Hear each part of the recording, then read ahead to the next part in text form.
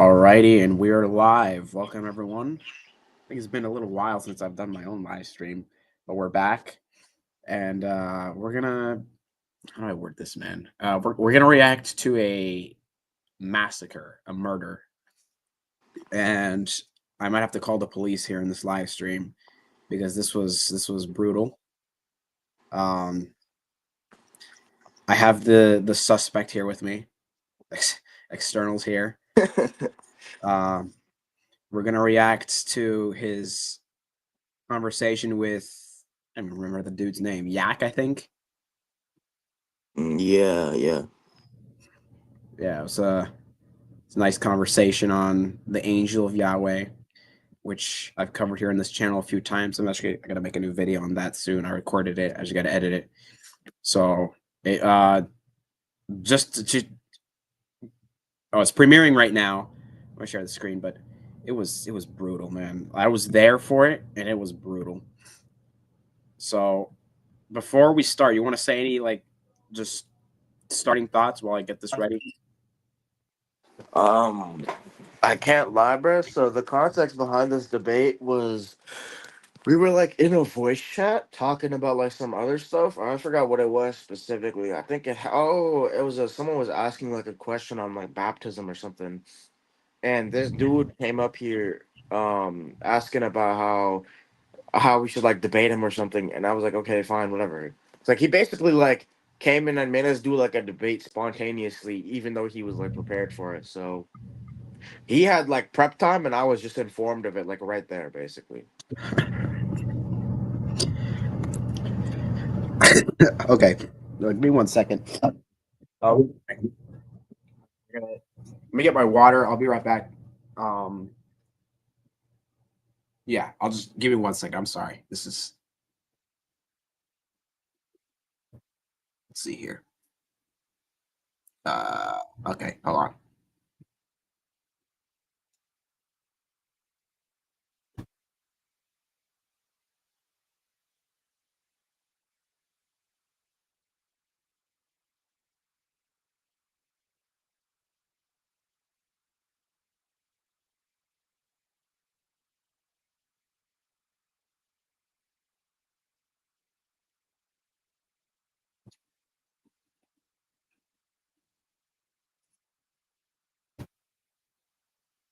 And sorry about that. I'm still suffering from the after effects of sickness, so I'm just like dying here, but we're gonna get through this. Is this the intro?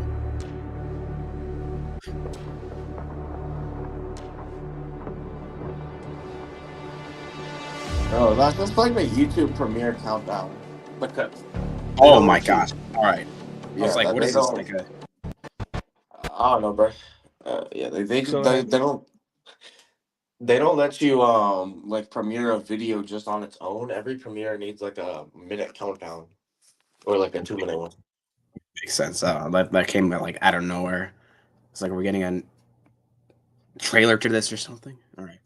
Anyways, yeah, sure. So my argument is going to be that within the Old Testament, the angel of the Lord is directly referred to as. So in Genesis 16:7-13, you have him directly referred as Yahweh. The angel is the one who multiplies the descendants. Once again, Genesis 21:17-21.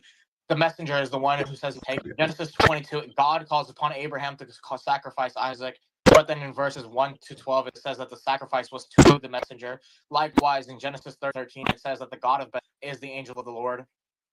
Then in Genesis 48, within the are equated as Exodus 3. The angel is the one of the bush. Exodus 14:19. The messenger is the one who led Israel's army by night, which states that the messenger is the one who actually saved Israel. Note that there's only one savior. There are not two saviors.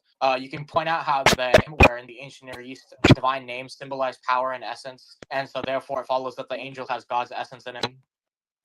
In Judges 2:1, the angel is the one who makes the covenant. He's the one who saved the people out of Egypt. Judges 6, the messenger. Judges 13, Manoah falls face when really afraid that she will die, for she saw the angel face to face, which is important because that motif is only applied to Yahweh. All right, yeah, that's my opening. You can give your opening. Yeah, sure.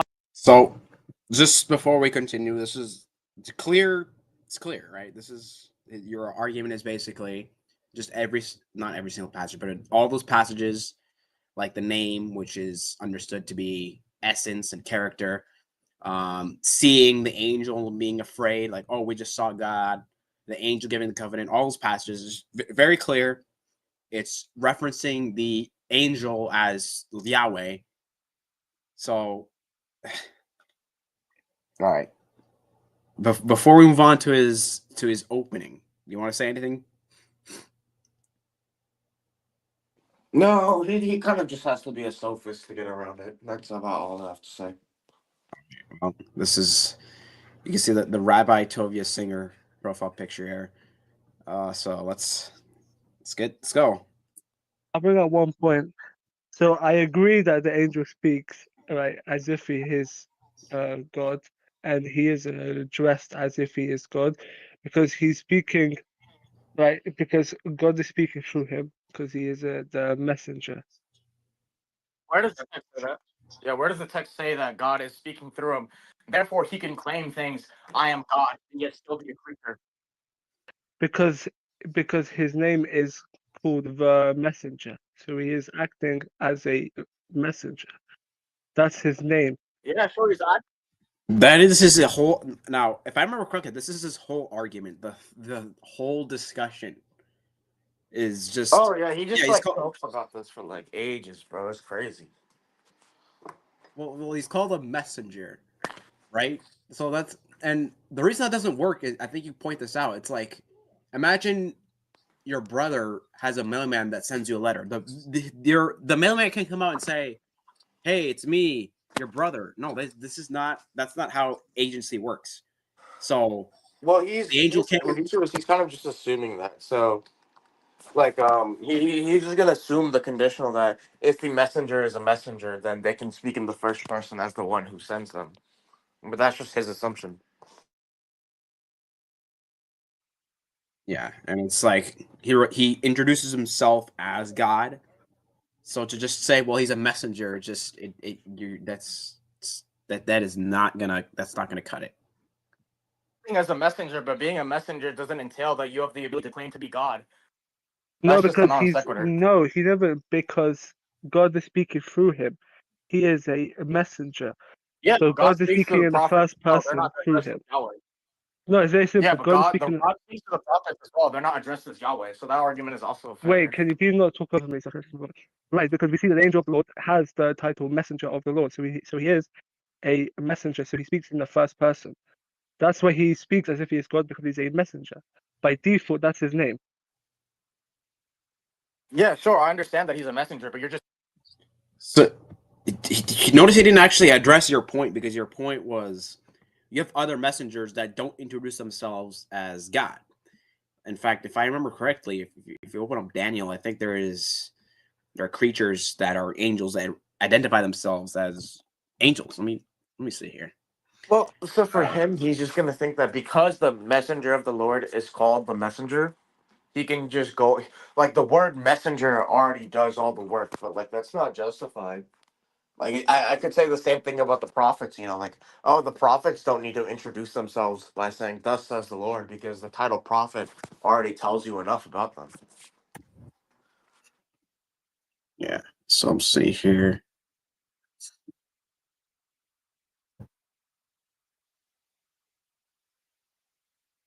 Yeah. So like, for example, although this one isn't explicit, but it's identifying him here as Gabriel. And then Gabriel speaks to Daniel here as Gabriel, not as God.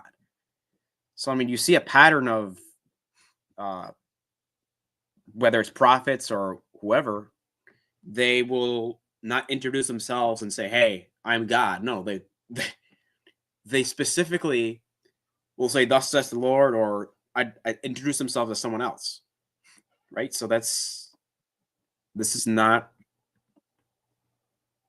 So he ignored your point, first of all, about "Thus says the Lord," but then he's ignoring your other point about, "Hey, here are these other messengers. They don't do this. They don't say, 'Yeah, I'm God,' but they're just speaking on behalf of God. This is not.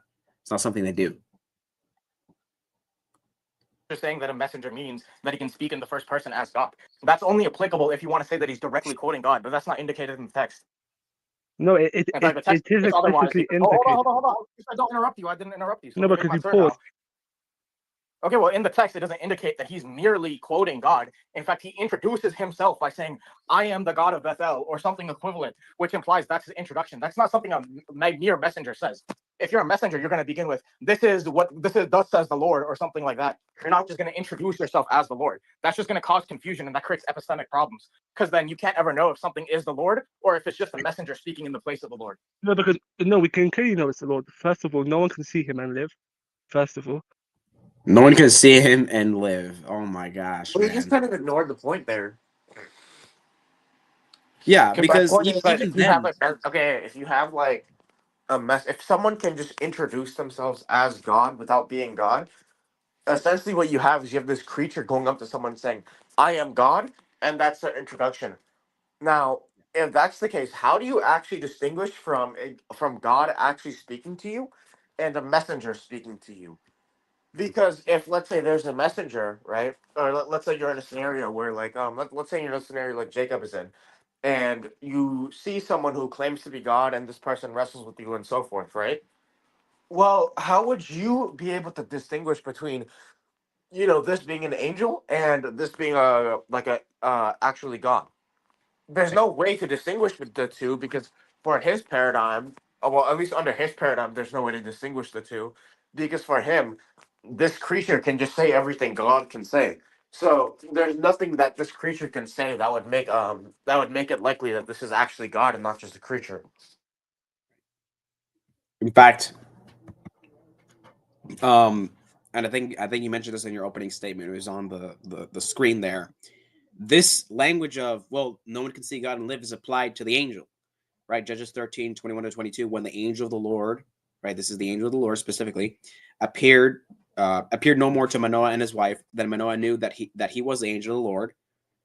So it's the angel of the Lord. Manoah, Samson's father, recognizes that, and then his immediate reaction is, we shall surely die because we have seen God, right? So his entire answer doesn't really solve the epistemic problem because, okay, yeah, no man can see God and live. That also applies to the angel.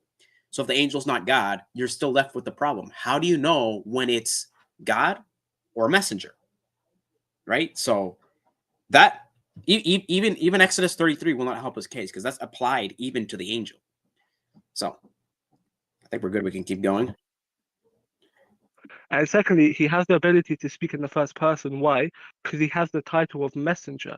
By the Hebrew definition of that word, he has the ability to speak in the first person as if he is God, because he is a messenger. So he speaks in the complete first person. The text says that literally, right, by his name. His name is his definition. Are you done? Yeah. Wait, what did he say? That's the definition of the Hebrew term? Yeah, he's just making shit up. Yeah, that's I don't think there's any lexicons that tell you that messenger means you can speak in the absolute first person. He's just like he's reaching at this point.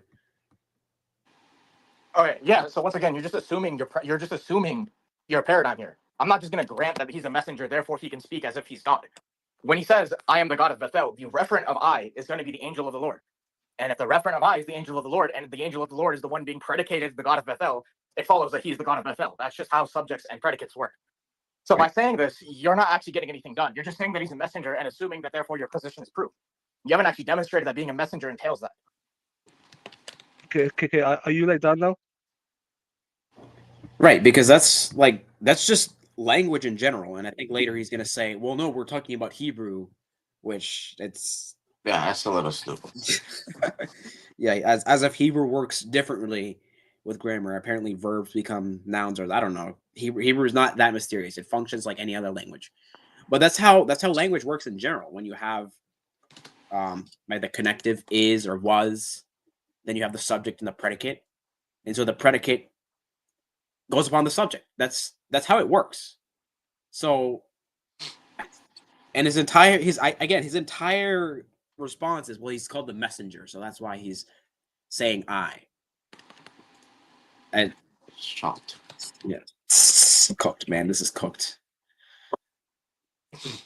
Okay, good. Yeah. Okay, so first of all, you assume that my position is explicit in the text because he is called the messenger. Now, Holy, not you're secondary, assuming bro. something that if he says so, so he is. No, because he could be a messenger. It's possible linguistically for Also, him to be notice a like, messenger. If hold you on, pause it here, bro. Notice his argument there. Yeah, it's like the angel says he's a messenger, but you're wrong to conclude that he actually is one. That's basically What? what he's saying. He's like just dressing it up, but that's basically what he's saying. That, oh, you know, the angel says he's a messenger, but like you're assuming that actually means he is a messenger because he could just be I'm sorry, he's saying, oh, you're saying the angel is a messenger according to the text, and the text says that he's a messenger, but you're assuming this actually means he's Yahweh. Or I'm sorry, not says he's a messenger, but says he's Yahweh. I don't know. This is just Chop. this is cooked. This is chopped. Yeah, it's cooked. It's over. It's over. Because then you have, I don't know. Like we already covered the problems here. Let's just keep going until it gets worse. take it literally, and he is actually God, right? Then fine. So you can take that literally, but I'm not gonna take it literally. I'm gonna take his name literally, called the messenger. So if you want to accuse me of presupposing my worldview, then I can say the same thing to you because you're presupposing it as well. Yeah, so that doesn't work because I'm not presupposing anything new about how messengers work. This is just how linguistics works standardly. This is why I brought up how subjects and predicates work, and how in the statement, like, I am the God of Bethel, the subject there is the angel of the Lord, the predicate is God of Bethel, and unless you want to, and if you want to say that, like, okay, well, the subject can be the angel of the Lord, and yet the angel of the Lord isn't the God of Bethel in that sentence, that's going to be ad hoc because that's not how we use subject and predicate typically. So, no, my argument doesn't presuppose anything. It's perfectly in line with how language works in the standard case. Whereas your argument, you're just saying he's a messenger, therefore he can speak in the first person as God without any indication that it's a quote besides just he's a messenger. Well, that doesn't work because once again, even though the prophets were messengers, they still introduced themselves by saying, "Thus says the Lord." They did not just say, "I am the Yahweh who saved you from Egypt." They said, "Thus says the Lord, I am the Yahweh who saved you from Egypt," where that's going to be a quotation. On top of that, right? Once again, the angel of the Lord doesn't introduce himself as a messenger. He just says, "I am," and then he makes claims. If he is just a mere messenger and nothing else, then introducing yourself as the Lord is going to create confusion because there's no way for the recipient of the message to know that this is just a mere angel because they're just hearing this entity referring to themselves as Yahweh. And since they have no prior knowledge of this, most likely, or they have limited knowledge of this, remember, they're not reading the text, they're just experiencing it. The first thought in their head is just going to be, "Oh, I'm just speaking to Yahweh," which is why it causes epistemic problems. Because then, in any case where someone has a vision, they're incapable of knowing if what they're seeing is a creature or if it's actually God. Are you done? Yeah. Okay, so if you want to take it like that, that's fine. But I'm just going to take it via his name, and he is called the messenger of the Lord. So the Lord is speaking through him. That's my justification by the Hebrew word. And you want to speak about languages and stuff. So please tell me how the messenger of the Lord isn't the messenger of the Lord. So please tell me how the messenger of the Lord isn't the messenger of the Lord. Yeah, that's not what I. That's not even what I said. So he's just strawmanning me. Dude. Oh my gosh. Like, I don't think we can make it any more clear. I don't think you could have made it any more clear. If you're going to introduce yourself as an angel, saying, "I am the God of your fathers," or "I am the God of Bethel," like in the context of Genesis, your first thought will be, "Oh, okay, here's God." Right? So if the angel of Yahweh is going to introduce himself like that, and like you said, they don't have Genesis written for them. These are the people that Genesis is writing about. They're going to think, "Oh, okay, God appeared to me." That it I just you I don't think there's I'm trying to find the words here. Like, oh, chopped. That's it. It's chopped. It's cooked. He's cooked, man. Many such cases. That's why I used the thumbnail because I like mine, but yours just captured what was going on. You know, Batman and Joker. Oh, did someone ask why the thumbnail was there? Oh no! I'm just saying that's why I changed the thumbnail because this is exactly represents what's going on. He's like Joker, and you're just I don't even remember what the thumbnail looks like. It's like It's from the Batman Beyond movie. yeah, that I haven't watched that. It's when Terry beats up Joker and starts fighting him. Oh shoot! Oh yeah, this is kind of a weird angle now. Hold on. Hold on a second. What? I need you guys to see this. What is this angle?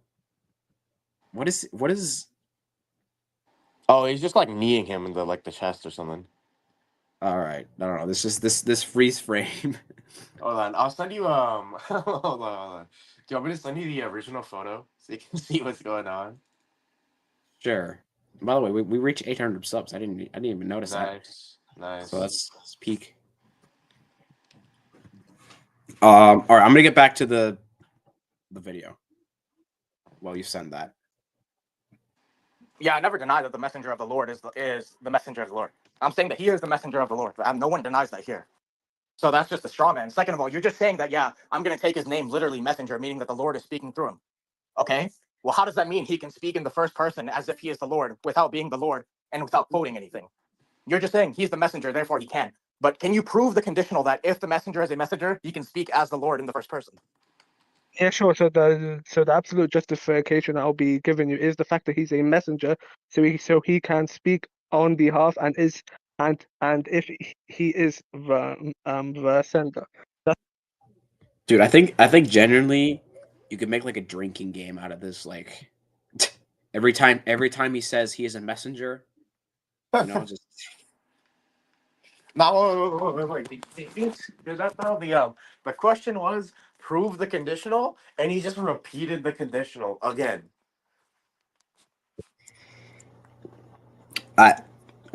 you can't make this up, man. You can't Like, make this hold up. on, just go back to when I asked for the justification for the conditional.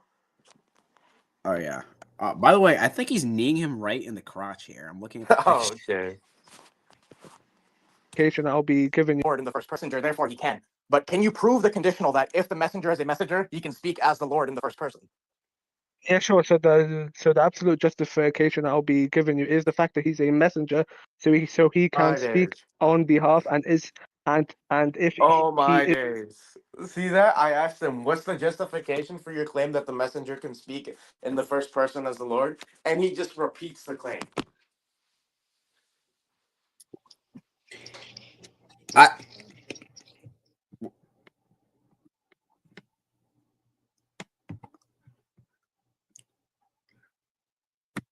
let's keep going. is the sender. That's the whole point, and that's my justification of the messenger of the Lord. If you want to take the messenger of the Lord is the Lord Himself, fine. But I'm going to take the messenger of the Lord being the messenger, the external message from the Lord. You said your name. All right, bro. Hold on. Before we keep going, I want to let me show the camera the picture. I want to make sure I don't show the whole channel there. I just want to show no, wrong button. I want to show the picture only. So hold on, no, this one. So I mean, here, let's open up this again. See, like he's like the. Open it up in your browser so you can get like a full quality. Oh shoot. Yeah. Here we go. Yeah, Like, this is. Oh, he's like. you gotta like switch tabs to your browser now. Oh, I gotta switch tabs. Shoot, hold on. Yeah. Out of here. All right, share screen. There we go. Okay, look at. I think this is a perfect representation right here of what's going on. So obviously you have what's his name in the series here, Terry, right? Yes, I haven't watched this in a long time. Yeah. So he's kneeing him not in the chest, not even the stomach. Yo, He's kneeing him in the jewels. that And image is Joker's just pure reaction. like troll. That image is just pure like troll and rage bait right there.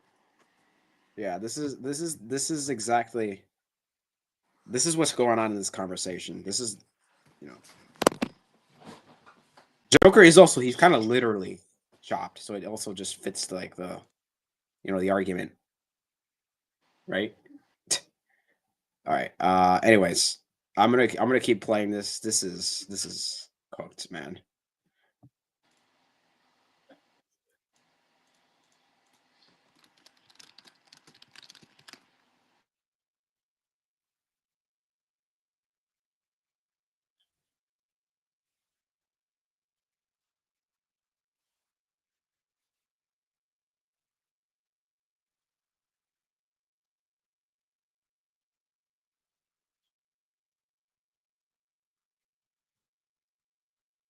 Oh shoot! Did the audio disappear? Hold on, it's telling me the audio disappeared. Let me. Yeah, I don't hear nothing, bro. Yeah. You see me reacting, so you know he said something outrageous. But let me redo this. Let me play it back. Like right Message here. from the Lord. Yeah, so I asked you to prove the conditional, and all you did was restate the conditional. That's just circular. There's nothing else for me to say. Once again, you're just assuming your conclusion to prove it because I asked you, prove the conditional. The messenger is a messenger, therefore he can speak in the first person as the Lord. And your response was, well, he can do it because he's a messenger. That's just begging the question. No. All right. So what the heck? Browser lost connection to your screen. That's Bro, crazy. StreamYard, come on, man. Did you at least hear what that section? Or did Yeah, you? I know what he's doing. Yeah, All right. I just said that he repeated the conditional in the recording because that's what he did. He All right. he didn't really do anything new. He just repeated the conditional again. All right. So he repeats the conditional. So is he gonna justify it? But it's not. It's by his name. His name is his definition. So I'm using the Hebrew word for his name as my justification. The fact that you can logically read something as a messenger of the Lord. So he's speaking as if he's the first person. Also in Exodus 23:20, it says that my name is in the messenger. My name is in the angel. So because the angel has his name in him, so he is now a complete representation of the Lord. He is not the Lord. People address him as the Lord because he is a messenger of the Lord. That's my Yeah, justification but by his name. once again, you're just restating the conditional. So this time he restated the conditional and then brought up a passage that's gonna go against him. So he just I'm just gonna let this play out because when you responded here, I think you like nailed it. So I'll just let this play out. This is horrible, man. This I'm is asking you to horrible. prove it, and you're just restating it. Second of all, the angel has the name doesn't help you because in the ancient Near East, name connotates power and essence. To have the name Yahweh is to have. Hold on. I gotta remove our screens. This is the quote here from this is John Walton, where he talks about the usage of name. If you guys want to pause and read while you're listening, do you want to read it out or just? I mean, like I don't think you can see here too much. There's nothing to say. Basically, like send the ancient. Like if you hold on, if you pull up our channel, we actually have a video that like goes very much in depth into that. Because you remember those like that like stream we did on like Christology, like reviewing the Wood versus Alex O'Connor debate. Yep. Yeah, that entire. Yeah, bro. My opening statement is like just copy and paste it from that, and all of my arguments are still the same from that. Because remember what I said about how I had no like prep time, so I couldn't like I just did this randomly. Mm-hmm. Because he asked me, oh, let's do Jesus in the Old Testament, and I was like, okay, yeah, sure. I believe the angel of the Lord is Jesus, so we can just do that since that would be Jesus in the Old Testament for me. And he said, yeah, sure, we can do that. But I still had no like prep time, even though I got to like shift the topic to that. Well, it's not really shifting because that is literally Jesus in the Old Testament. Yeah. Is it this one here on the Old Testament? Yeah, that video specifically. Yeah, that one. We go into Yeah. the whole name equals essence and power a lot in that. Yeah. So this is it. If you want to see more on that, the whole Yeah, name you were there thing. too. Yeah, there I am, right there, nodding. Because me, you, Apollos, Drew, Sam, and Cryptic who were there. Yeah, it's the dream team, Like, dude. We got to like do that again. Oh shoot! Wait, our camera's still not there. Okay, I'm gonna keep playing this. have the power and essence of Yahweh. So by conceding that the angel has the name of Yahweh, you would be implicitly conceding that the angel is consubstantial with Yahweh and has the same energies as him, which would just make you Trinitarian, because that's what we believe. Okay, by using the standard you of pause the that real Near quick? East, when God Himself Yeah. warned. So the reason why I say like same energies just means operation. I know Eastern Orthodox use it, but the reason why I use it there is because there's an argument by Bo Branson saying that you know how like in John it talks about how Jesus does all the works of the Father. Mm-hmm. Yeah, so there's an Yeah. argument by Bo Branson where well it says if you read it in the Greek it says energia, and Bo Branson's argument is that basically if two things share the exact same energia and well specifically in this case if you're gonna say that Jesus and the Father have the same energia, then you're gonna have to conclude that they have the same essence because operation flows from essence basically. So Okay. the way you individuate or like tell what type of nature something has is by looking at what type of operations it does. Likewise, if you know some two things are of the same substance, then in order to maintain that unity, they need to have the same operation. Is it John 5:19 or is this a different verse? Because I'm looking at It is in John 10:30. Because when it says I and the Father are one, the context for that is going to be in what the Father and the Son does. that's weird. I don't see the word energia, but anyways, I'll look into that more. Or is it energon? I Um, forgot what it is specifically, but the argument is from Branson's dissertation, I think. If you watch if you watch the Christology stream. Oh, it's on. If you go to the John 10:30 video that we did, we cover it in depth there. yeah. All right. So then it's gonna be this one right here. Yeah. Yeah, that makes sense. Shoot. Hold on. All right. I think this is the part where he starts saying things like, "Oh, well, prove that the Old Testament used the cultural context that they lived in." So Oh, yeah. I'm just It gonna, gets really bad after this is the first blunder, or not the first blunder, but the big like highlight was when he justified the conditional by restating the conditional. The second one is going to be when he couldn't even understand the argument I was making. yeah. So just remember this picture, guys. Just remember this picture. Okay, by using the standards of the Near East, when God Himself warned Israel from from learning foreign stuff. So to use foreign stuff as a divinely biblical support when God Himself warns Israel and and and obviously punishes them. So it's not wise to use the Near East as a support when God Himself called out for it. Now, secondly, we see in Exodus 23:20 that his name is in him. Name is his representation. So now he has the representation of God in him. This is the first proof we see. And by the definition of his name, that's my justification. Because the messenger of the Lord is the messenger of X. So they are distinct. The messenger and the sender, they are distinct via name. If you want to assume both of the names are the same thing, then why would they say that? Then why would the text say messenger of the Lord if it is actually the Lord in complete essence? Okay. So I let me try to bring this to like a modern day example. America, right? We wouldn't conform to, let's say, progressive principles like progressive Christianity or things like that, because obviously that goes completely contrary to what God says. However, we live in the same culture as them, and so when you're using words, they're going to be similar words. Maybe not all the time, but language has a specific usage in this culture. And so if you want to interpret what I'm saying now, you would use the culture that I'm living in. Well, Does yeah, that because does that seem like a fair? mhm. Every sentence, every like language is just gonna be, or every time you say something, you're not speaking a private language, you're speaking a public language. So when you refer to concepts, those concepts are gonna be the ones drawn or within a culture. Even when you have idiosyncratic definitions, first of all, that's going to be ad hoc, and there's going to be need to be like if you want to say Mark is using an idiosyncratic definition of frog, where frog means a two-legged chicken or like a three-legged chicken.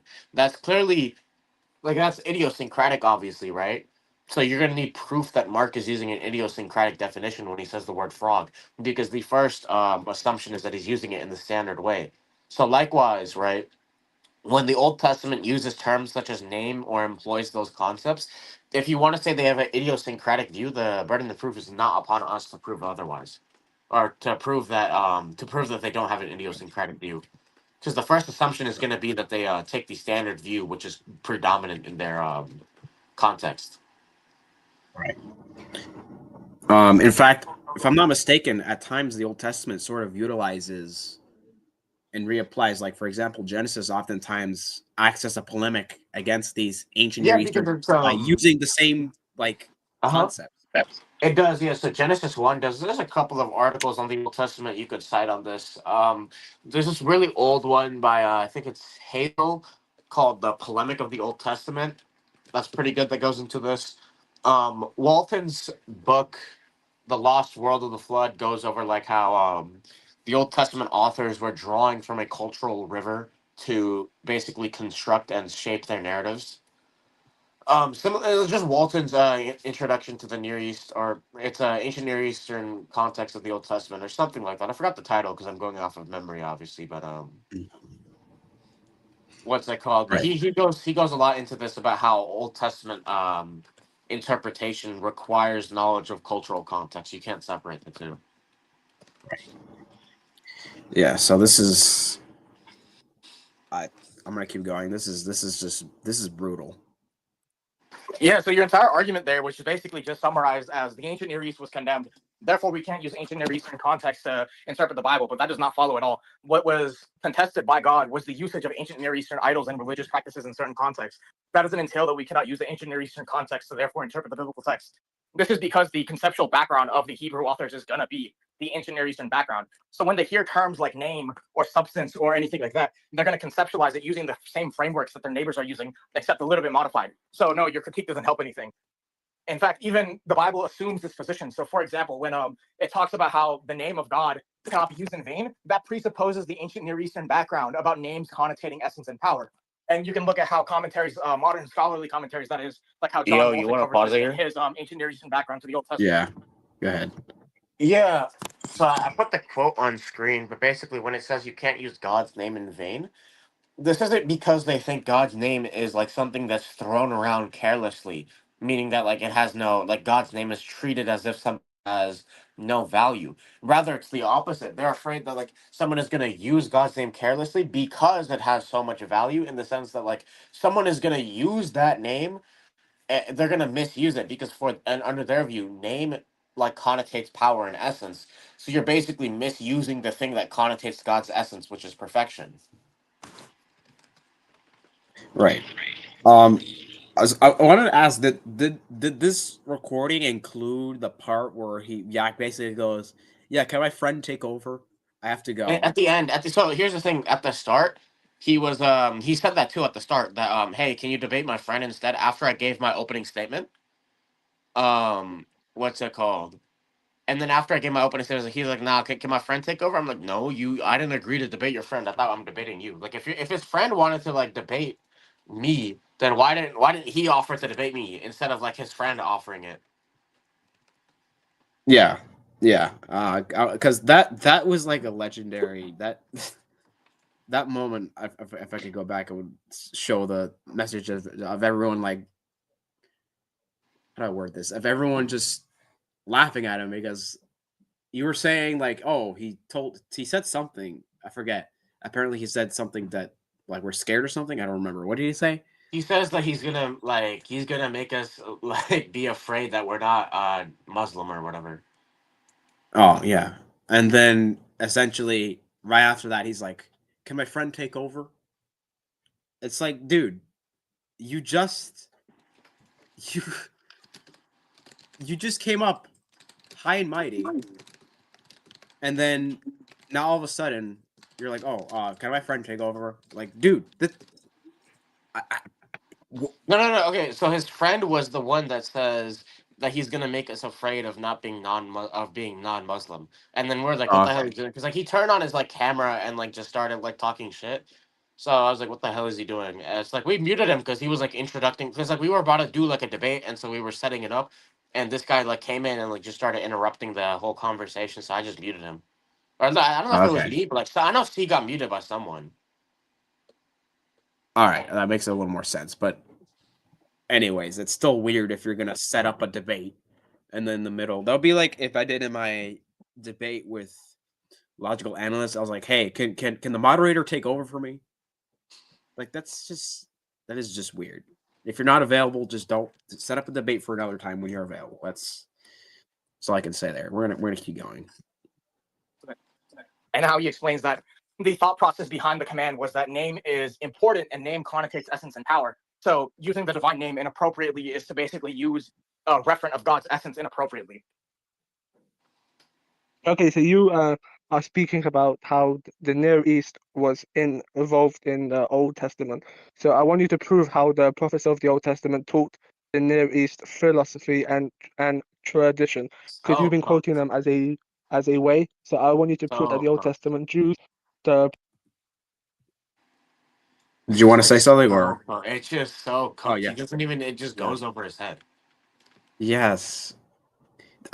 Correct me if I'm wrong, but I don't think you mentioned specifically Near Eastern philosophy. I think you were just referring to the cultural usage of terms and words.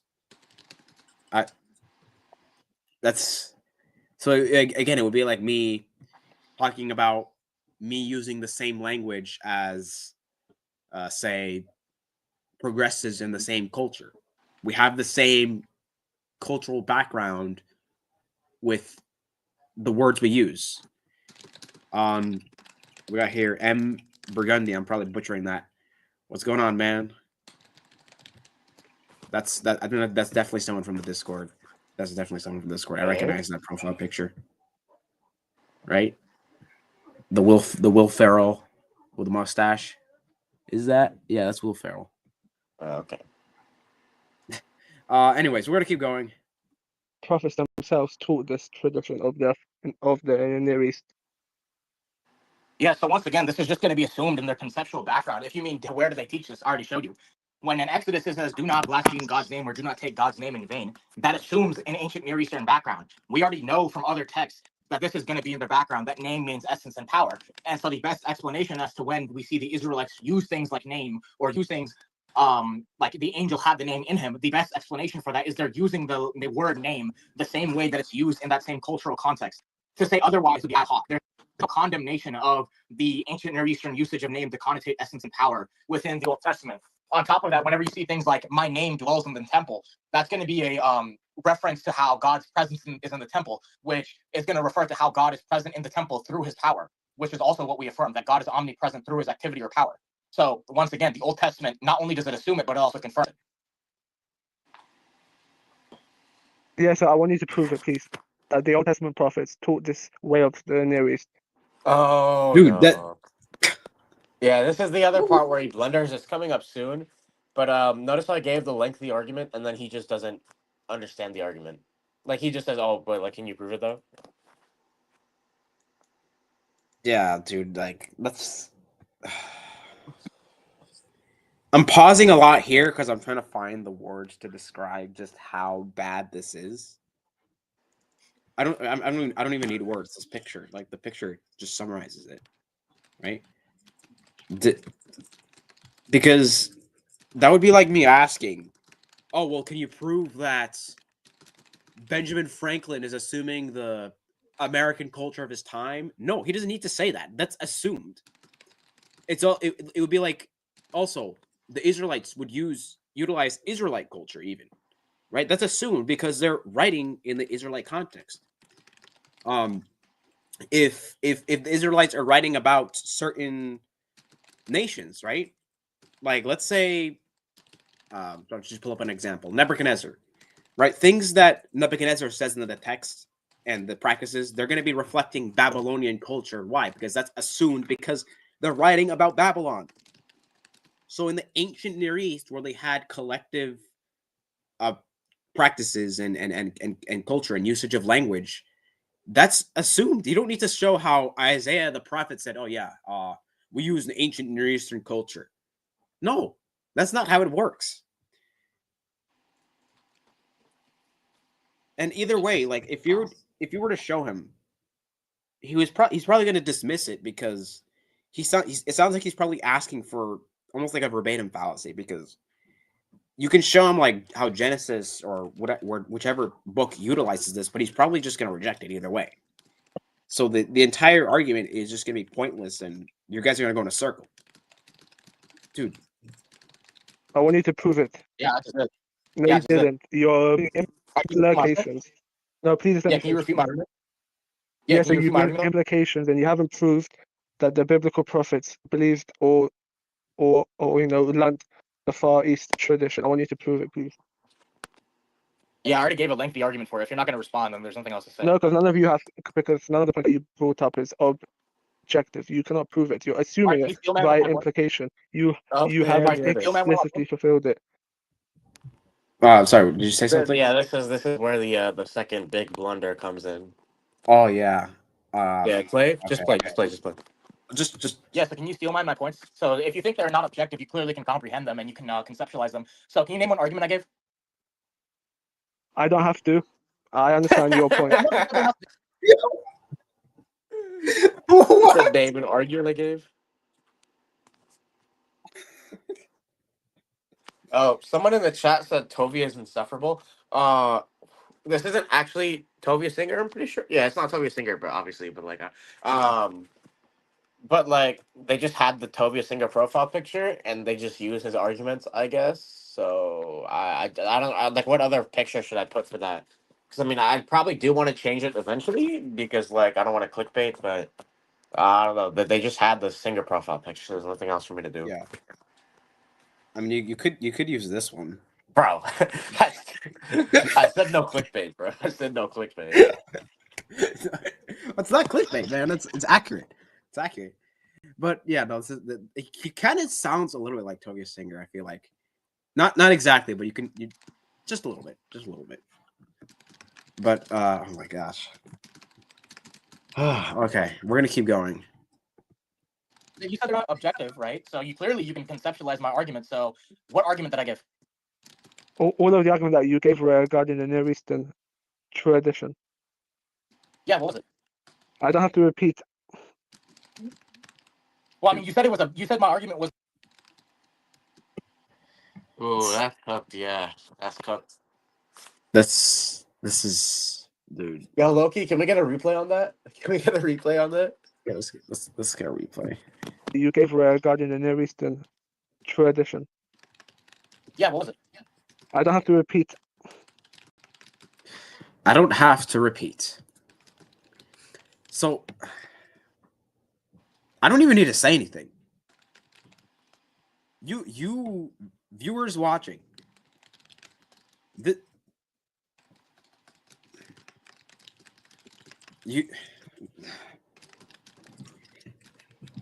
this guy. Hold on, let me zoom in here. Can I zoom in?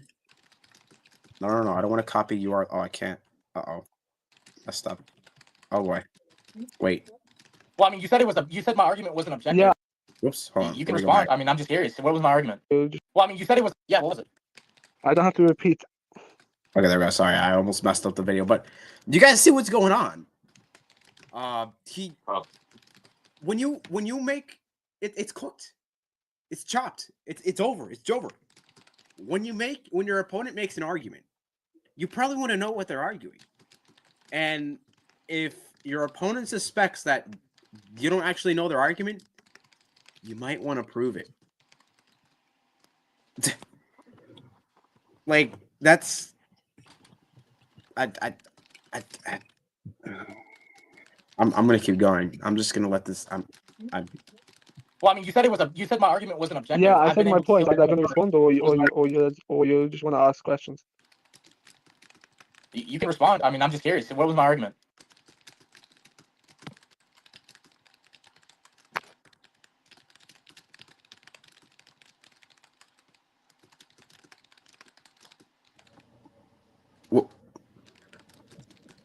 Yeah, bro, we're all on mute. You can respond if you want. No, there's nothing for me to say. There's no. What was that? Wait, hold on. Hooked. Why? Why was he just silent for? Is that it? Did he just say there's nothing for me to say? Is that why he was silent for what? 10 seconds? Yeah. Someone later in the debate said he was using like ChatGPT or like someone was like proxy debating through him because it sounded like he was reading off of a script. Dude. I said my point. Yeah. I gave you Yeah, my but you didn't justification for the Old Testament that the name, the messenger of the Lord, is external to the Lord. He is a messenger, so he is speaking as if he is God. That's his conduit between God and the human. The messenger is. Okay, I'm gonna say this because I don't usually like to accuse people of reading from ChatGPT or a script, but this dude is not tracking the conversation. There's a point where okay, maybe I have a reason to be suspicious because there's no way this guy goes from hey, I don't need to respond to your argument, which was about the ancient Near Eastern culture, and then go back to well, he's called a messenger. The, I what are we doing here? That's all I can say. What are we doing here? Yeah, it's cooked. The phone. If actually, before I move on, if I remember correctly, I think he actually started debating people in the side chat or something.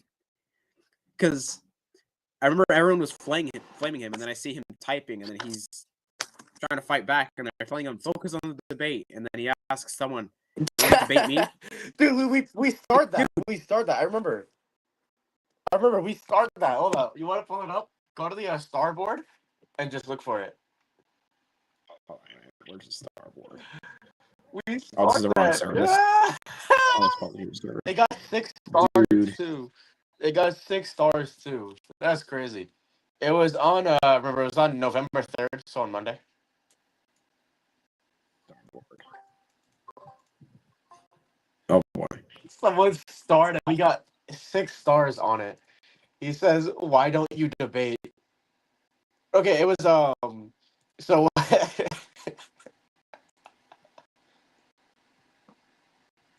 Let's take me to the message.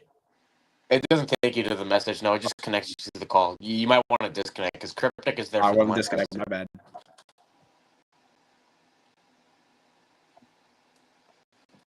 Okay.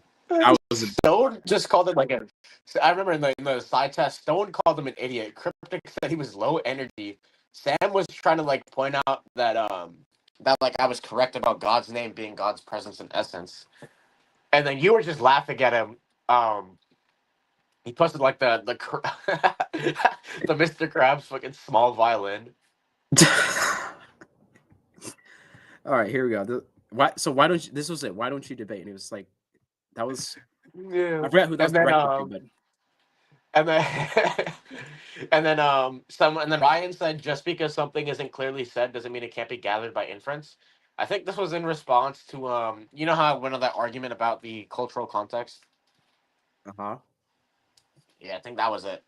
And then Muddy Water asked what the debate was on because he just joined in and he said, "What is bro waffling about?" I don't know if he was talking about me or about Yak because he could be talking about either of us. And then Ryan says his thing, and then Yak says, "I don't have to assume." And then Ryan says, "Pay attention to the words spoken to you," and he says, "Why don't you debate?" dude, I. And here's the thing: he says, "Why don't you debate?" to him, and then after being told that, focus on your debate. I'm not the one debating. Yak says after. That implies that Yak was actually able to debate after, but he just chose not to by saying he had to leave because he wanted to switch out his friend. Yeah, man, that's cooked. That is cooked. Oh my gosh. I guess we're gonna keep going. I don't know what else. God is speaking, we are the reciprocants.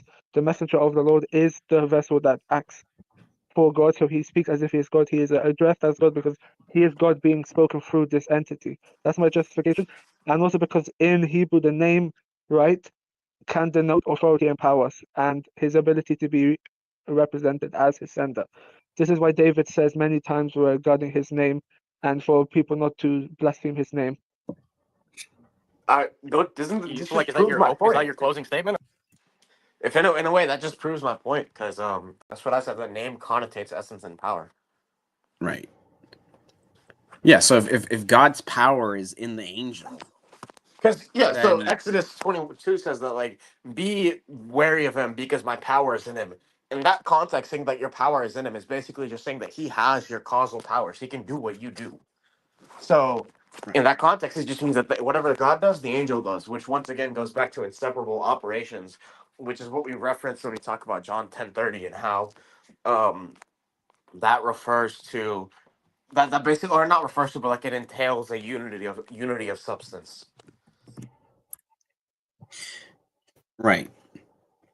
Notice. So this is the text in question. So it's God saying, or Yahweh saying, "Look, I'm going to send an angel. Behold, I'm sending an angel before your face. Beware to obey his voice. Do not provoke him, for he will not pardon your transgressions." So if you're going to say, well, it's talking about name as in power, well, then that kind of concedes the argument, because this is a prerogative of God alone, right? Forgiving sins, especially if you read Micah 7, verse 18, it says, "Who is like you, pardoning iniquity?" So if you're going to take name as power, then you're essentially saying that, yeah, here's whether you want to say a second God, second person, whatever terminology you want to use. This angel here is not a mere creature. He himself possesses divine power that is for God alone. So I'm just gonna keep going. Yeah, Or is go that for your it. response to what I said? No, that's my justification for my point that the angel of the Lord is by definition external to his sender via the two distinctions, via the two different names. His introduction as being called the messenger is my justification. If you want to say that they're both equal because he is speaking as if his Yeah, but the people that he's introducing himself to don't get the introduction of him being an angel. They only get the introduction of him saying, "Oh yeah, hey, I'm God." What do you think they're gonna think? They speak to him as God. How the heck are they supposed to know that they're talking to an angel? And on top of that, right? Doesn't God speak of not having any gods before me, right? Not associating any. There's only one God. So if these men here are referring to him specifically as God, and they are going to understand that, hey, they're speaking to God, that's what they're thinking. Aren't they literally committing blasphemy, associating a partner to God? Are they committing shirk? Yeah, exactly, shirk, right? So I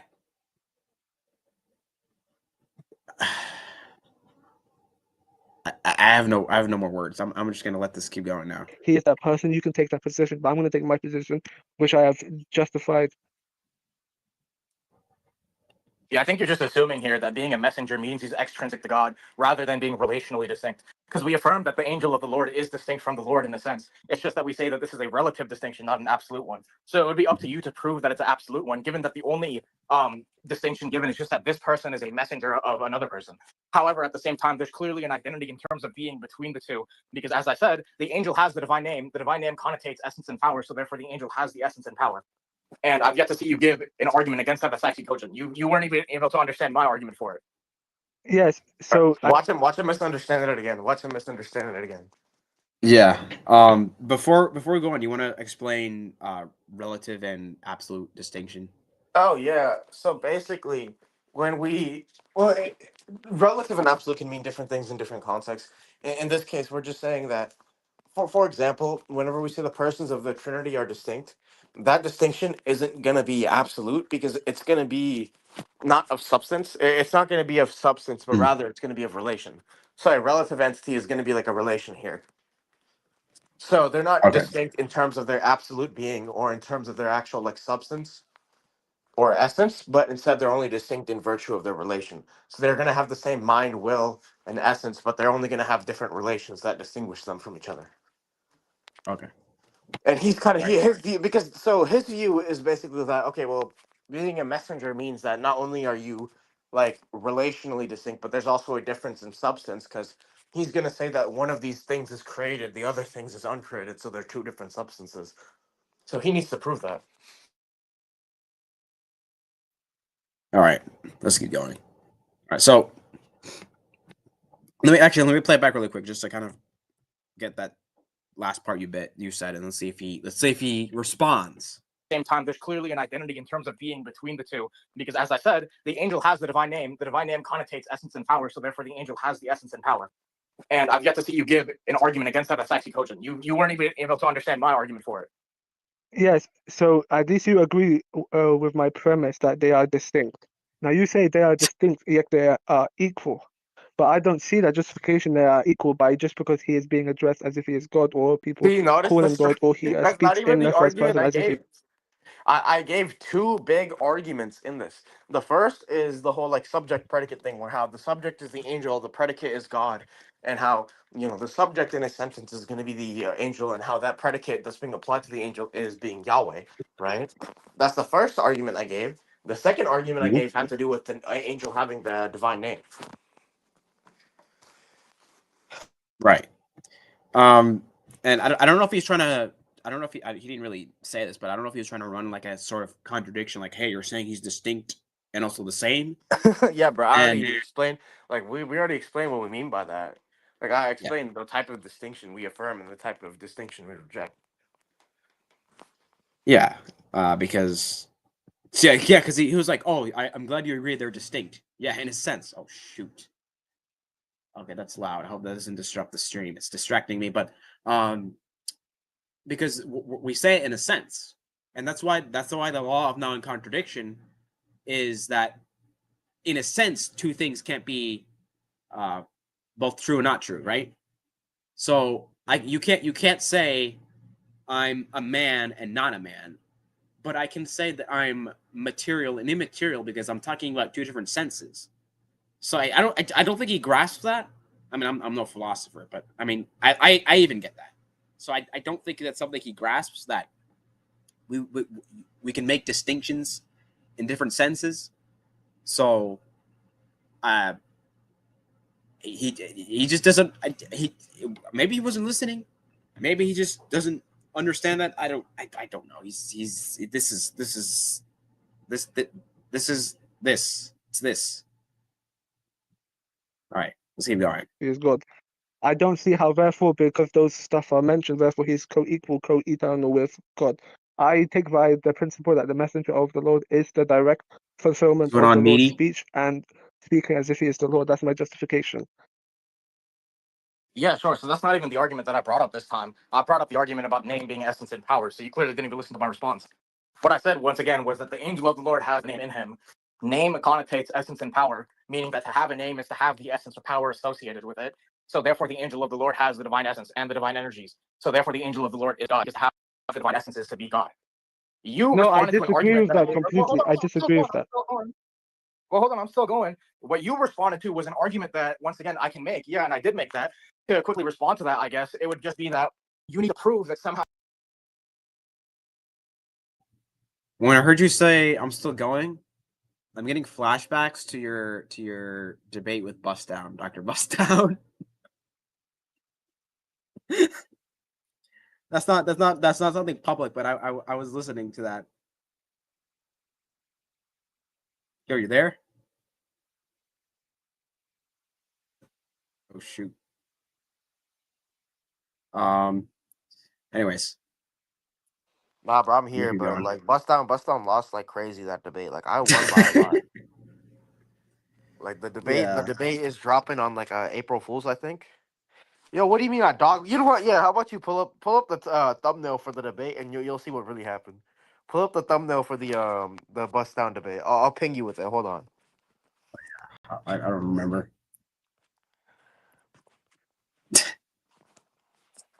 Dude. I'm still going. Yeah, go for it. Go Star? for it. Stop interrupting me. Oh, where'd Yeah, it that go? was.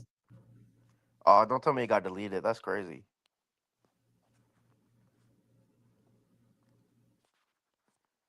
Nah, but keep on going. I'll find the thumbnail. All right, all right. Being a messenger entails that you can just speak in the first person as the person who sent you without being that person. So, for example, if a mailman comes to me for my brother, right, he can't just go up to me and say, hey, it's me, your brother. That's not how agency works. Second of all, you can just point out the fact that in the statements where the angel claims to be God, the subject in those sentences, so for example, when the angel says, I am the God of Bethel, the subject, I, is going to refer to the angel of the Lord, and the predicate is going to be God of Bethel. Since the predicate applies to the subject, that being the angel of the Lord is the God of Bethel, and since God of Bethel is just another title for Yahweh, that logically entails that the angel of the Lord is Yahweh. That's how language works. That's how logic works.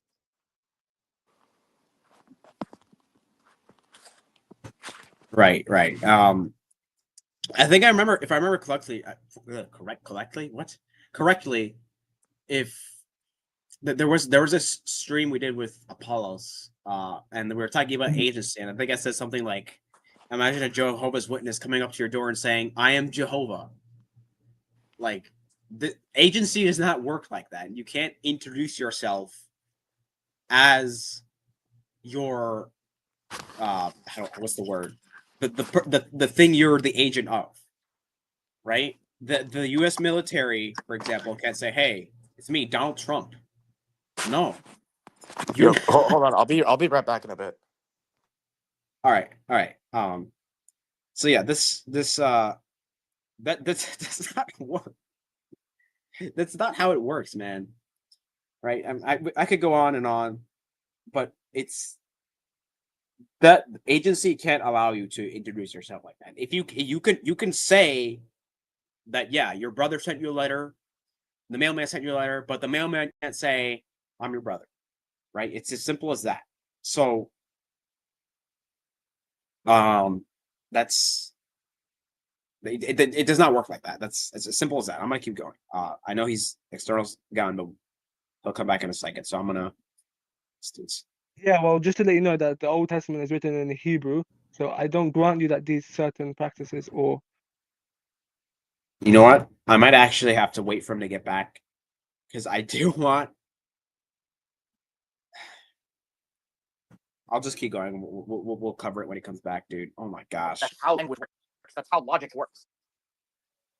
Yeah, well, just to let you know that the Old Testament is written in Hebrew, so I don't grant you that these certain practices or ways to understand English can be applied to Hebrew.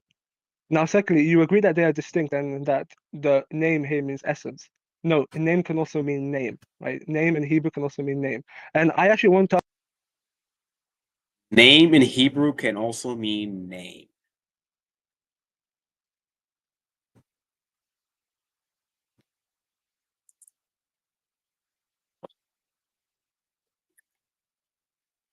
What are we doing here? What? Okay, hold on. First of all, you guys notice? I don't know if external's back, but you guys notice what the dude what he just did with the Hebrew argument, right? Oh, well, the Old Testament's written in Hebrew. He's trying to respond to external's whole point about subjects and predicates. Well, predicates are always predicated upon the subject, right? So he's saying, well, the Hebrew Bible is written in Hebrew, so that doesn't apply. What are you talking about? That's something universal to all languages. That's a concept that exists in every language, right? The predicate is you have the predicate predicated upon the subject. That's just language in general, right? Not unless there's some weird language out there that works differently. But as far as I'm aware, that's just language in general, right? Right. And what the heck? Yeah, what? Freaking emails from StreamYard.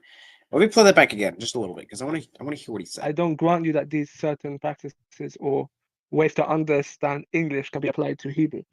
Now, secondly, you agree that they are distinct and that the name here means essence. No, name can also mean name, right? Name in Hebrew can also mean name. And I actually want to ask you one question.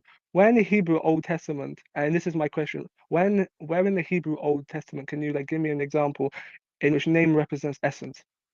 I want to give me one example in the Old Testament that name means essence. Yeah. So first, yo, I'm back. What I You're missed? What I back. missed? All right. So I was just kind of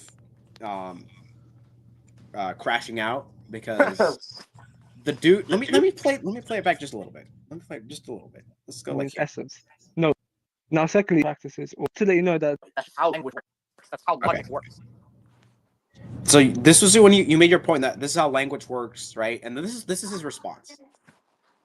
yeah, well, just to let you know that the Old Testament is written in Hebrew, so I don't grant you that these certain practices or ways to understand English can be applied to Hebrew. Now, secondly, you agree that they are distinct. The way language works, it doesn't apply to Hebrew. Is essentially what he said. So he's, you know how like the Yeah, Muslims it's do that cooked. with Arabic, Yeah, it's cooked. It's like Hebrew is this magic language that doesn't follow the the rules of like every yeah, other language. right? That's it's the same thing with the Muslims do with Arabic. Oh well, you know, you need to know Arabic, and in Arabic, past tense actually means future tense or whatever. Because this is something universal to language. Yeah, exactly. This, dude. All right. Well, and then there's a not we're not done there because there's another thing he says. Then that the name here means essence. No, name can also mean name, right? Name in Hebrew can also mean name. And Name in Yes. Hebrew can also mean Wow, name. that's very cool. I didn't know that. Wow. Is there a applause sound effect here? Oh, I remember. Wait, never mind. Yeah, StreamYard's sound effects are trash. But anyways, there you go. Like name in Hebrew can also mean name. That this is this. Yeah. I. Anyways, I actually want to ask you one question. Where in the Hebrew Old Testament, and this is my question, where in the Hebrew Old Testament can you like give me an example in which name represents essence? I want to give me one example in the Old Testament that name means essence. Yeah. So first, okay. So first of all, to respond to what you said, so you don't move on from that, you're just saying once again that my argument is wrong because I said so, and you're just saying that well that's in English, therefore it doesn't apply here. No, subject and predicate is in. well, I mean, really quick, just to cover what he said. That's how the name. That's how the word name, even if it's not specifically essence, that's kind of the connotation it carries. So, for example, like both in Judges 13 and Genesis 32, when Jacob and Manoah ask the angel's name. Actually, let me use Judges 13 because that one's more explicit. And I'm going to cover this in a video very soon. I have it recorded. Let me find the. There it is. Judges 13, 17 to 18. Then Manoah said to the angel of the Lord, "What is your name, that when your words come to pass, we may honor you?" Then the angel of the Lord said to him, "Why do you ask my name, seeing it is too wonderful, or it is wonderful?" And the Hebrew word there used essentially is like incomprehensible, secret. And the only other time it's used is in Psalm 139, 6, I believe, where David says, "Such knowledge is too wonderful for me." Right? It's above my ways. It's too high for me. I cannot comprehend it. It's incomprehensible.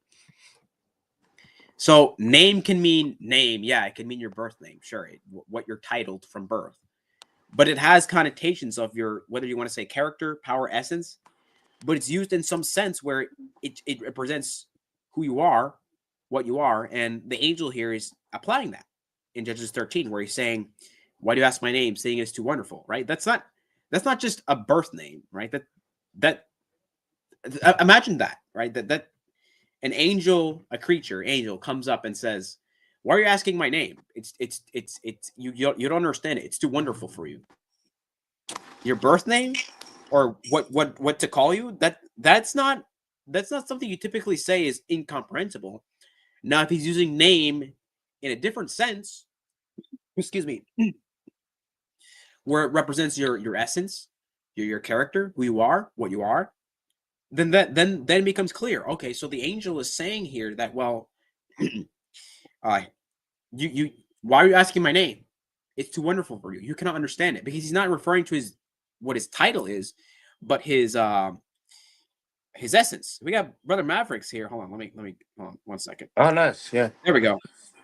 What's up, y'all? Just stop by to say what's up, man. I'm still out, but I just wanted to stop by, peep my head in, man. What you guys talking about?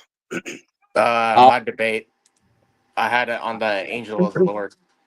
Oh, okay. Okay, yeah, I haven't had a chance to check it out yet, but how did it go?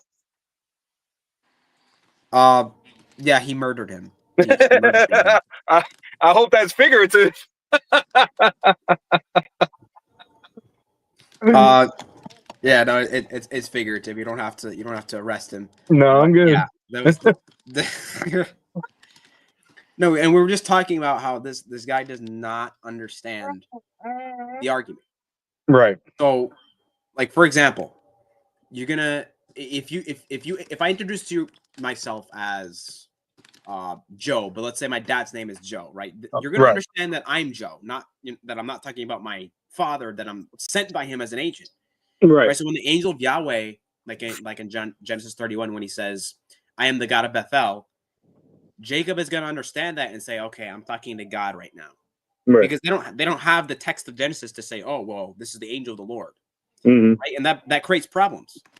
So that's kind of the argument that external brings, and then Yak, the Jew here, his response was, well, this is the Hebrew Old Testament, so Hebrew functions differently. That's how language works in general. Right. He's essentially, in a way, it sounds like he's adopting a hybrid argument that the Muslims do. Well, you don't understand. That's not how the language works. That's a huge cop out, especially considering that we have lexicons, we have linguists. This has been translated and understood in its cultural context for millennia. So when you say something like that, that shifts the burden of proof onto you, because it's like, okay, you can say that, but can you prove that that's not how the language works? Something tells me he didn't do that. No, he didn't do that at all. He made a bunch of just random claims that are not founded. Like he said the word angel means you can speak in the first person of your the person that sends you. That's there aren't any lexicons that he brought up. Right, that's what I was just about to ask. What is his basis for that argument? Because I've never heard that. Yo, by the way, but I found the thumbnail for the me versus bust down thing. I think you should. Like, yeah. Hold on, let me see if I can get this. Oh shoot! Come on. All right. Let's see. You okay? That's why I told you, Johnny, I was out because the baby. That's all I'm saying. The baby's in the back seat. I don't know if you guys can see it, but she's acting crazy back there. Yeah. Speaking of which, hang on, my wife is calling me. All right. Zara Grace is here, by the way. What's going on, Zara Grace? So yeah, this is the thumbnail, and Bust Down is saying that you're doing damage control. What do you before we move on? You want to?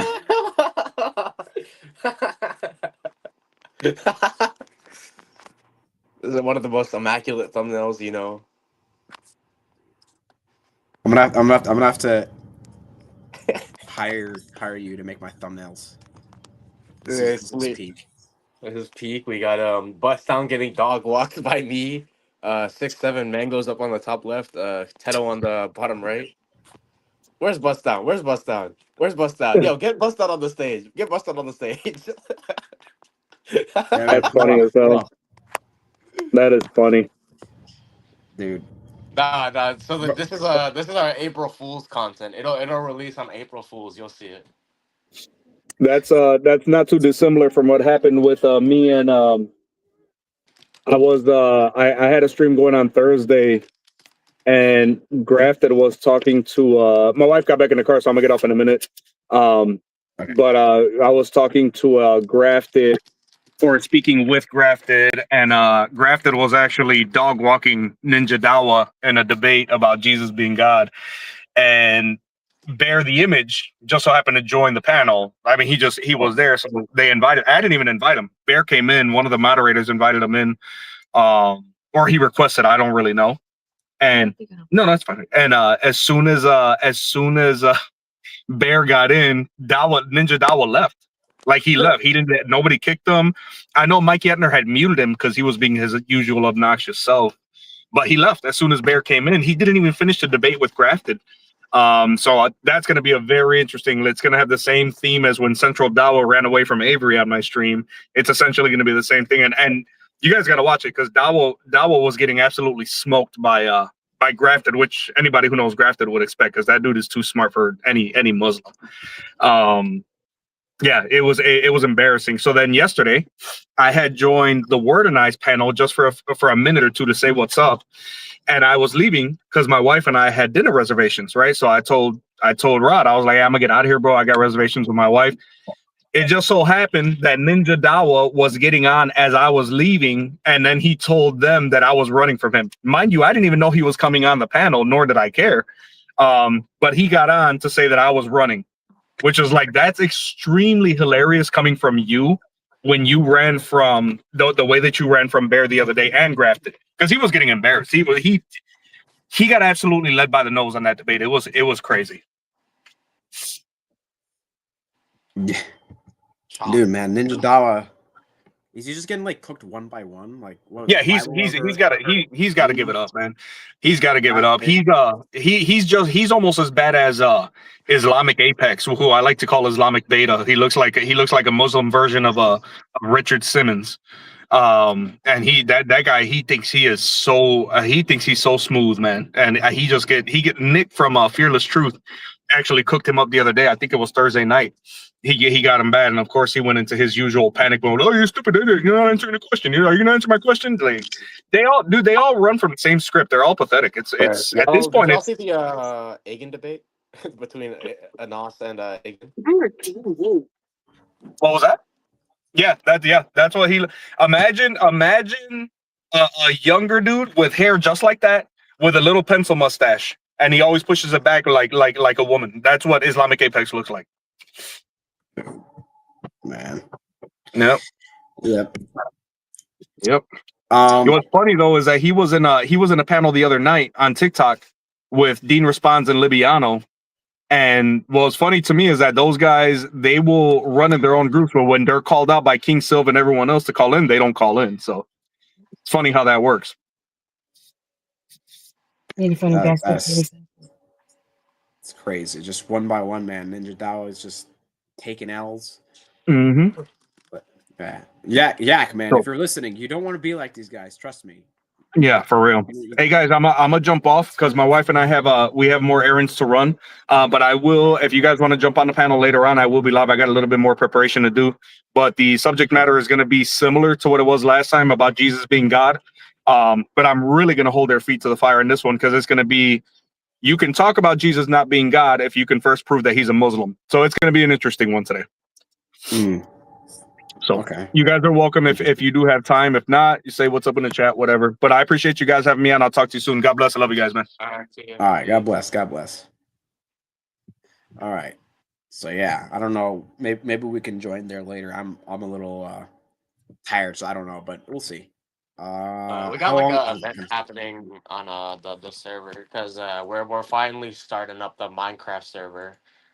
Oh, okay. Today. Yeah. Speaking of which, Loki, I started to use footage from me building that as like part of the background footage for the videos. Like the Egan debate, I used that as the background footage. Oh my gosh. Man. Yeah, before we move on, there was something he said. This Bust Down said this earlier. This dude uses my gameplay because he's. Yo, isn't this crazy? He says this even though I like overscore him, but like 5 kills at least like every game. Every game I'm getting like 5 more kills than him every single time. This man, in fact, yesterday we were playing zombies on Minecraft. This man got down like 5 times. I had to revive him like crazy. Like, there's no way he's insulting me like this. Yeah, man. All right. There's this You know, long portion left. anyone who doesn't know the context on like the Discord server probably thinks I hate it, but no, we're just trolling. We don't actually mean any of this. Yeah, just yeah, definitely. Hop in the server, guys, man. By the way, before we move on, this is probably not gonna happen anytime soon because I just schedule wise, it's gonna be hard. But did anyone ever accept the debate with me on the Trinity ever? Because I know you were talking about like oneness. Oh, right. Yeah, we did have a oneness. No, they don't want to debate. Dude, the formal debate stuff, that like organization, we've already done like we've gotten one good one out of that, and we published it. It was on the Islamic Dilemma. I tried getting a Filioque one, but that went nowhere. Let's see. Yeah. It's still open. Like if an atheist wants to do it or whatever. I think we have another one coming up with Apollos and Horophil on that. I don't know if Okay. Apollos is. Yeah. Yeah, because I mean, right now, scheduling wise, it's gonna be difficult, but I'm more open to doing it. Like I just did my first formal debate, so I'm more open to them now. But it's just scheduling right now, it's gonna be hard. But if I can find a time, maybe in a month or so, maybe. But yeah, anyways, so let's just keep going. I think this is almost done. It's just the rest of it is like Q&A and stuff. So let's see if we can finish this here. Every language possible. That's just a universal thing about language. So that doesn't fly here. You're basically just saying you're just wrong because I said so at this point. Second of all, once again, the name equals essence and power is just assumed throughout the Old Testament because that's assumed in the cultural context. This is like asking me to prove that, I don't know, medieval persons thought that God was real or that medieval persons believed in the papacy. That's just going to be assumed in the background context of their culture. So the burden of proof is not going to be on me to prove that the Israelites had this cultural context when it seems you already agree that there was this cultural context, given that you haven't contested it. So if you agree that they have this cultural context in which name equals essence and power, and if there's no evidence to show that they had a different conceptual understanding, then the basic assumption is just going to be that they had that same understanding. Yeah, so all you're doing is you're like saying assumption, the basic assumption, the only assumption, the basic assumption, the only Yeah, assumption. he doesn't I know don't how have to to argue take with your this. Dude. Guy's cooked.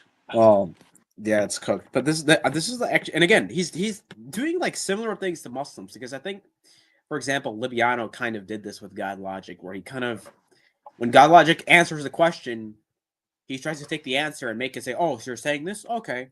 Like for example, when he was asking, is Jesus ever called the Most High? No, but the Son of Man is called the Most High, in which Jesus applies that to himself. And the Libiano's like, "Oh, okay, so no, okay." But no, that is not what he said, right? And it doesn't have to be explicit like that, because that's just a verbatim fallacy. If premise one, the Son of Man is the Most High, and then premise two, Jesus is the Son of Man, then it would follow that Jesus is the Most High. So that's kind of, that he didn't say it like that, but that's kind of the point that God Logic made. Even though he's not called the Most High explicitly, he is called the Son of Man in his own words, and the Son of Man is referred to as the Most High in Daniel 7. So then he's a Son of Man. In the same way, like here, he's just doing that to you. He's just kind of misrepresenting you and just saying, "Oh, so you're saying this?" No, no. I don't think he listened to you. I think he just kind of zoned out or something, and it's like, "Oh, so you're saying, you're just saying assumptions." I don't know. This is cooked, man. This is. Let's keep going. Assumptions aren't objective. Now you assume that I granted the position that Near Eastern traditions and ways to understand the text was infiltrated within the Levitical priests or within the prophets themselves. No, I don't assume that position, because nowhere in the Old Testament does it say anything regarding the Near Eastern traditions being the way to understand the Hebrew text via the Hebrew prophets themselves. There's no biblical support for that. God himself warns the Israelites from even learning their traditions or by even following their ways. Now, when it says following their ways, this is following their ways is also regarding their ways to understand God or like their version of gods. Now, you still haven't given me one example where the name. So, didn't you respond to this earlier in the debate? Yeah, he just repeats what he said before. Yeah, that's and I think a logical analyst also did that to me. Like on the point of Matthew 15:24, where Jesus says, I was not sent except the lost sheep of the house of Israel. Right? I responded, and then he brought it up again. And the Yak here is doing the same thing. He's doing Muslim strategies. I don't know why, man. His friend was saying you guys better wish you were Muslim or something like that. Or no, he says He's wish you literally were non-Muslim. He says you better wish you were not. He says no. He says I'm gonna make you be afraid of not being non-Muslim or something like that. We have the being recording yeah. at the end of the debate. Everyone will see it when we get there. Yeah, and then Yak is just essentially he's using JavaScript strats. You can't make this up. Yeah, all right. By the way, someone I was looking at the comments for the original video. Vanta said external is too OP, and then Helm Honor said external needs to be stopped. See this, man. Oh my gosh. External needs to be stopped. Yeah, that's accurate. Oh shoot, wait. Represents essence. And yes, I don't assume that the Far Eastern traditions were the ways the Prophet taught. Did you say Far Eastern? He's been saying Far Eastern. Yeah, I know. He doesn't really know what he's talking about. All right. And understood the Old Testament. I don't grant that position whatsoever because there's no biblical support for that. Unless you can show me that there's biblical support, and that's my question to you. Show me there's biblical support for the ancient, Near Eastern traditions being the ways the prophets taught. Yeah, so first of all, you didn't understand my argument that I gave, because what I did not say was that I did not say that you granted that the Near Eastern thought infiltrated the Levitical priesthood. What I said is that you granted that the Near Eastern thought existed and that this is the cultural milieu that the Old Testament people existed in. Hang on a second. First of all, do modern Jews even hold to sola scriptura? No? So then why is he running it? What? Unless because I know there's one sect that's basically holds to it, but I don't know, dude. I don't know. If you don't hold to sola scriptura, then why are you running it here? I don't get that. That is odd. I'm gonna keep going. Second of all, what I gave was not mere unjustified assumptions. I actually gave justifications for my premises, whereas you didn't. So ironically, you would be the one assuming unjustified premises, whereas I've been careful to detail how my premises are justified. Finally, the burden of proof isn't on me to show that the Israelites would have believed something in their conceptual background. That's not up to me to prove. Once again, this is like asking me to prove that some medieval person in Western Europe believed in the papacy.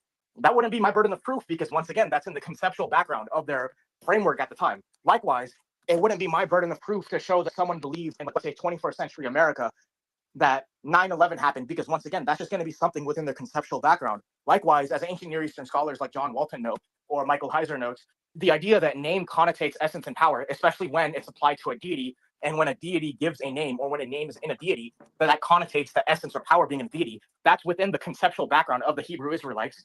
And so prima facie, that's going to be the position we should take when we're analyzing the text. Second of all, even though it's not my burden, we can just look at the passages where it talks about the name of the Lord being within like the temple and then show that clearly this refers to the presence of God through his activity, which is what I said, through his power. So yes, the Hebrew Bible does teach that God is present through his power, which it represents as God's name.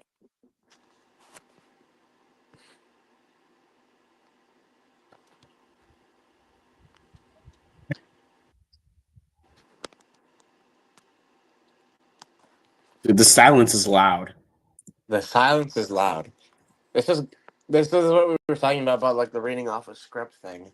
Because I speak like pretty fast. I think whenever I timed it, it was like what 200 words a minute per ish. So I don't know. He probably just had hard entering it into like his ChatGPT equivalent or like sending it to his friend. Yeah, ChatGPT saved this man. Literally, what he's doing. He was doing the Yeah. ChatGPT Ora Pro Nobis, bro. Saint ChatGPT out here, bro, saving him. That's crazy. Yeah, so I would only accept your your points if you can prove to me that the Ark of the Covenant is God, because you said that's where his name dwells. So I want you to prove that the Ark of the Covenant is God. I said that the temple is where the name dwells. Hold on, pause it, pause it. Look what Bust in the chat. Oh my gosh. Chat GPT, salam alaikum.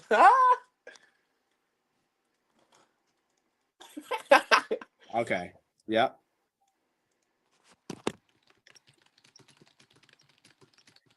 I'm gonna keep going, man. I didn't say the Ark of the Covenant is where the name dwells. I don't even Yes, claim but that the the Ark Ark of the of the Covenant Covenant is not. is in the holies of holies. That's where his name is. That's where God's dwelling place is, in the Ark of the Yes, Covenant. But I want you to right. prove So that that's it is present. God. Well, I mean, first of all, I never even brought up the Ark of the Covenant as like part of my argument. Like, yeah, I get that you can say that the name dwells there, but that's not what I said. yeah, and the thing is, you already explained this earlier, because you made the point that name means not just essence but also power, right? And so if Yes, God's we would power say that dwells, we would say that God is present through like his power and his sustaining work of the universe. And so clearly God can be present in the Ark of the Covenant in that way too. And he's just gonna say that, like, I don't know, he's gonna say, is God like present in the angel of the Lord?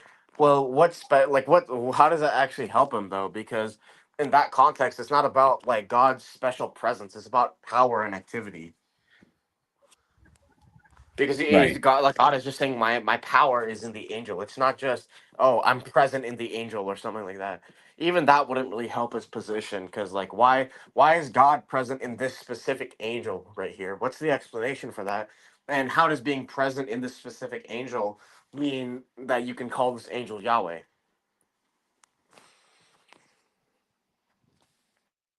Dwelling there. Yes, presence through power, which just confirms what I said. God is present through his activity or through his operations, which is then going to be signified with name in the Old Testament, or essence is going to be signified with name, depending on the context, but oftentimes it means both. Yeah. Right. So the whole point that because the name of the Lord is in this temple or in the Ark of the Covenant, which is where it is in the temple, it doesn't mean that he is God. So I agree that the angel of the Lord isn't God himself, because the Ark of the Covenant isn't God himself. Both have the name of God. Both are called by God. Yeah, so first of all, I don't grant that the Ark of the Covenant is called God. You'd have to prove that.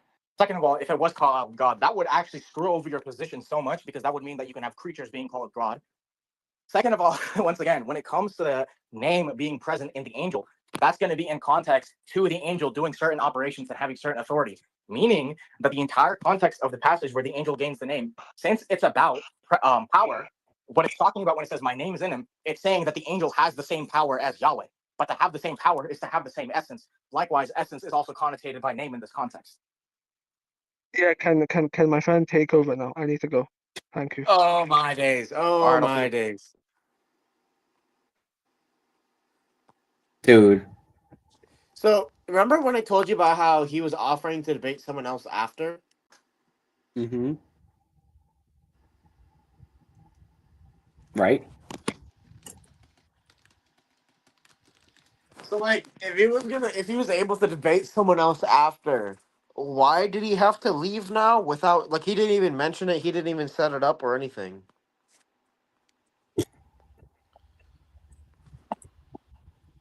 I that I don't know. I don't know. Um. Yeah, it's cool. Well, play the next part. Well, his friend's thing. That's where it plays.